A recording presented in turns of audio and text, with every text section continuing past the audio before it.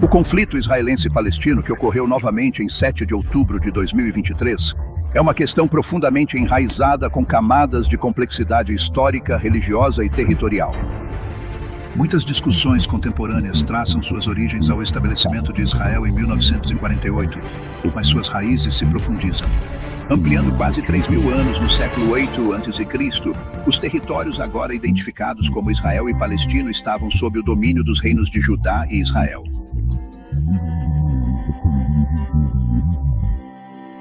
Estes reinos são manifestações políticas de várias tribos judeus.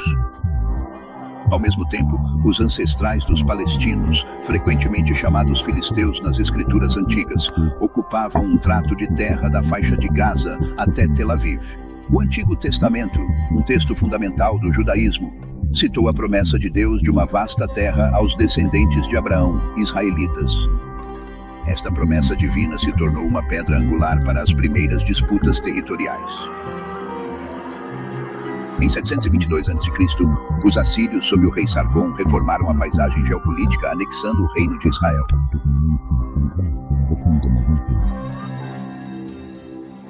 Para suprimir potenciais rebeliões, os assírios adotaram uma estratégia de deslocamento populacional. Isso levou aos judeus à assimilação gradual com diversas culturas em todo o Império Assírio, diluindo sua identidade única.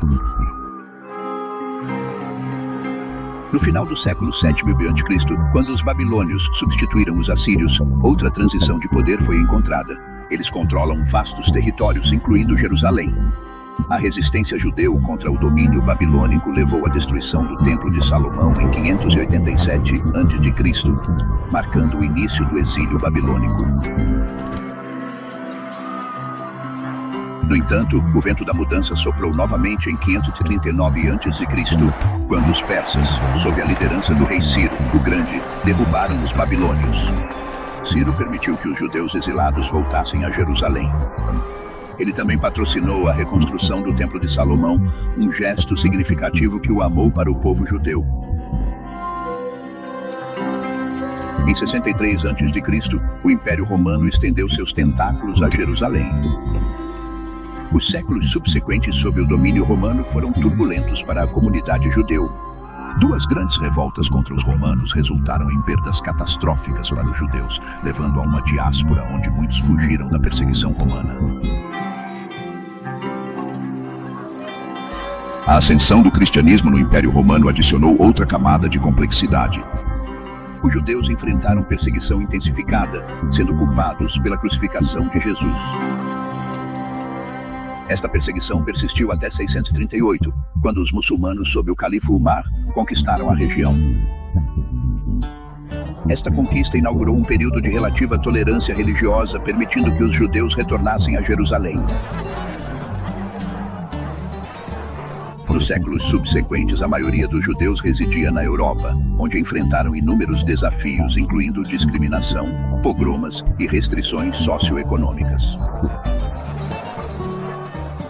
Por outro lado, o período do domínio otomano em Jerusalém, que se abrange de 1517 a 1917, foi de considerável importância para a comunidade judeu na cidade. A população judeu em Jerusalém viu um aumento significativo durante o reinado otomano. No início do século XIX, os judeus surgiram como o grupo religioso mais substancial da cidade. Sob a estrutura administrativa otomana, os judeus foram categorizados como uma comunidade dhimmi, indicando seu status como sujeitos não muçulmanos protegidos. Embora enfrentassem certas obrigações e limitações financeiras, eles receberam principalmente a liberdade de praticar seus costumes religiosos.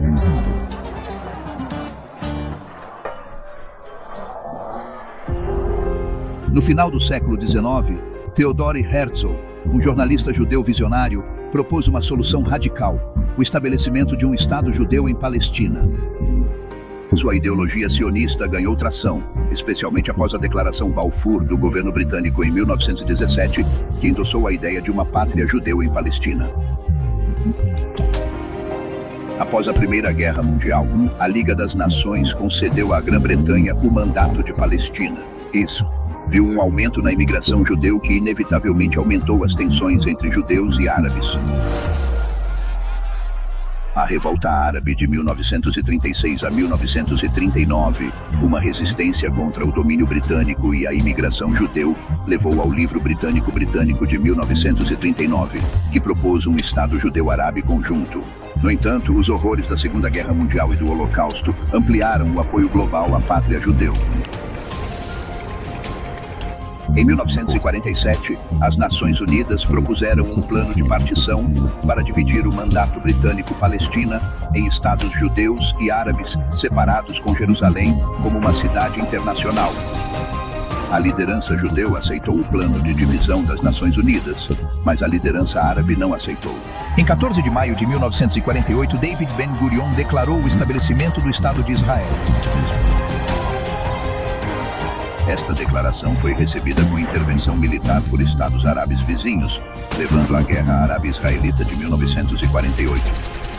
No final da guerra, em 1949, Israel havia expandido o seu território além das fronteiras propostas pela ONU. A guerra causou uma crise significativa de refugiados árabes palestinos. A década de 1950 viu uma série de escaramuças e ataques de represalias entre Israel, seus vizinhos árabes e grupos palestinos.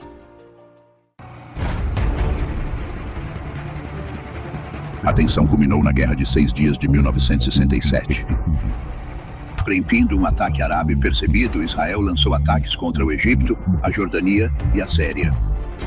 Em apenas 6 dias, Israel capturou a Península do Sinai, a faixa de Gaza, a margem oeste, a cidade velha de Jerusalém e as alturas de Golã. Esta vitória alterou significativamente a paisagem territorial e complicou ainda mais a questão palestina-israelita. Em 1973, o Egito e a Síria lançaram um ataque surpreso a Israel durante o grande feriado judeu Yom Kippur.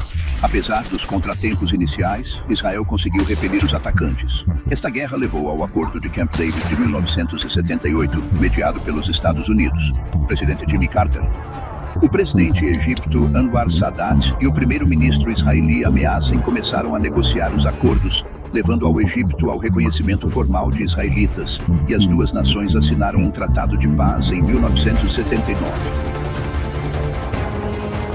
Como parte do tratado, Israel concordou em retirar-se da Península do Sinai, que havia capturado do Egito durante a Guerra de 6 Dias de 1967. As frustrações palestinas com a ocupação israelita e a expansão dos assentamentos na margem oeste e na faixa de Gaza levou à primeira intifada em 1987. Esta revolta popular envolveu desobediência civil, boicotes e protestos generalizados.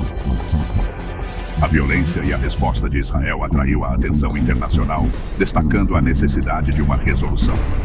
O Acordo de Oslo de 1993 marcou um passo significativo em direção à paz. O primeiro-ministro israeli, Yitzhak Rabin, e o líder da Organização de Libertação Palestina, Yasser Arafat, concordaram em reconhecimento mútuo.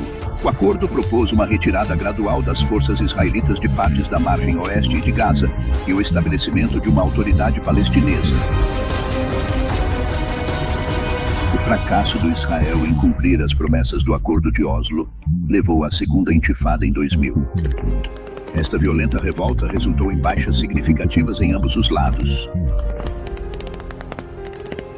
Em 2005, o Israel se separou unilateralmente da faixa de Gaza, evacuando todos os assentamentos israelitas. No entanto, isso não levou à paz, pois o Hamas, um grupo militante palestino, assumiu o controle de Gaza em 2007.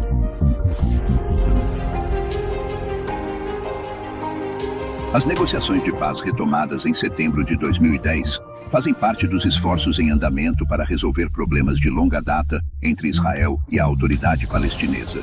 No entanto, eles rapidamente quebraram devido às atividades de assentamento de Israel na margem oeste.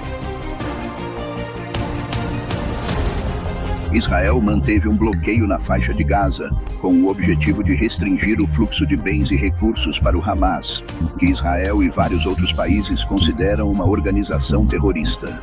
O bloqueio enfrentou críticas internacionais generalizadas. O ataque da flotilha da Gaza em maio de 2010 aumentou as tensões quando as forças israelitas interceptaram uma flotilha que pretende quebrar o bloqueio, resultando na morte de 9 cidadãos turcos.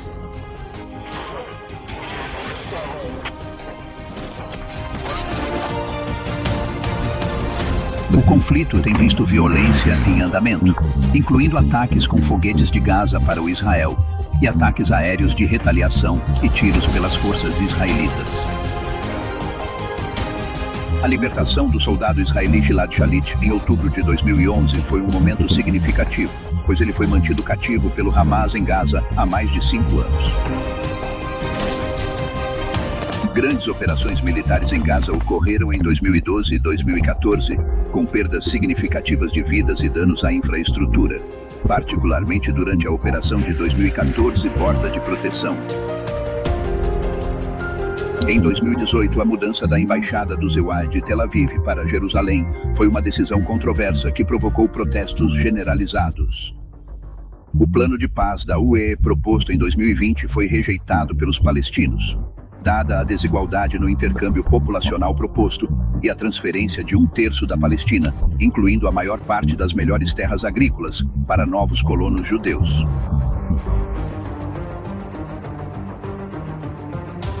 No mesmo ano, os acordos de normalização com a UAE e o Bahrein, conhecidos como Acordos de Abraão, marcaram uma mudança significativa na dinâmica regional, com o estabelecimento de relações diplomáticas formais com esses estados do Golfo.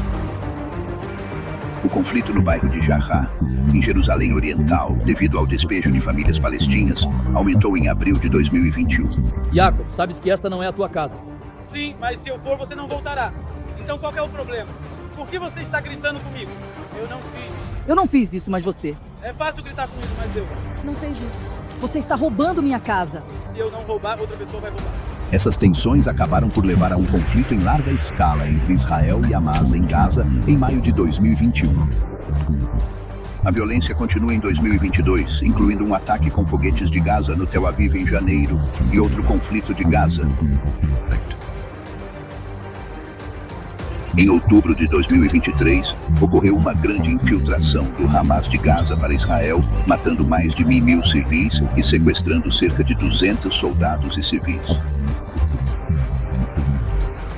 Isso intensificou o conflito em andamento, que continua enquanto este vídeo está sendo criado.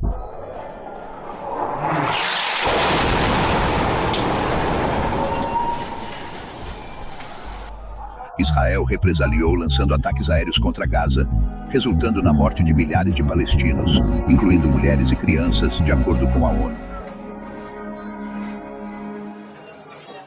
A história de Israel e Palestina é longa e complexa, cheia de lutas por terra e diferenças de crença. Quando terminamos este vídeo, essas histórias nos lembram dos problemas em andamento nesta parte do mundo. Eles nos convidaram a aprender mais e fazer perguntas para entender melhor. Obrigado por assistir. Por favor, pressione o botão de assinatura, compartilhe este vídeo e fique atento para mais histórias de todo o mundo.